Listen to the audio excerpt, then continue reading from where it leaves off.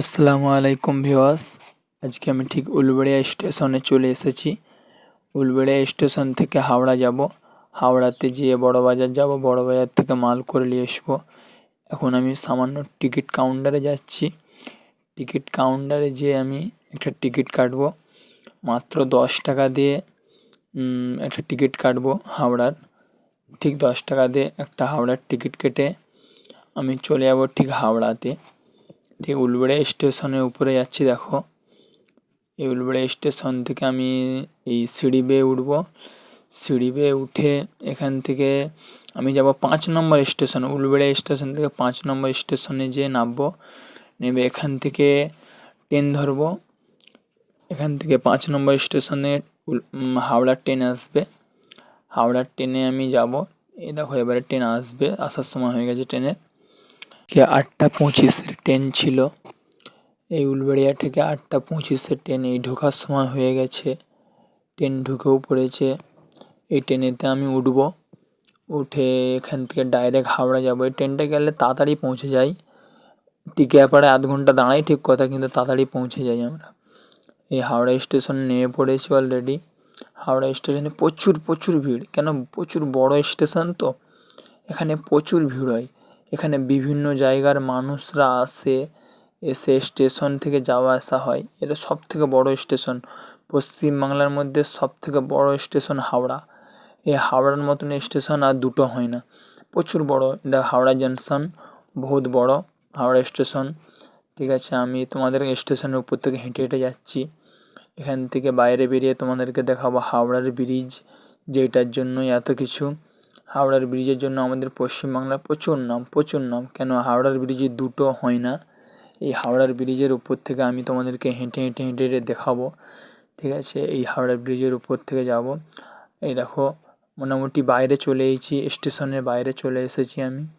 এখান থেকে হাওড়ার ব্রিজ তোমরা দেখতে পাবে। আমি দেখাচ্ছি, এই দেখো হাওড়ার ব্রিজ আছে, দেখাচ্ছি ভালো করে। প্রচুর মানুষের ভিড় তো। এই হাওড়ার ব্রিজ তোমরা আশা করি দেখতে পাচ্ছ।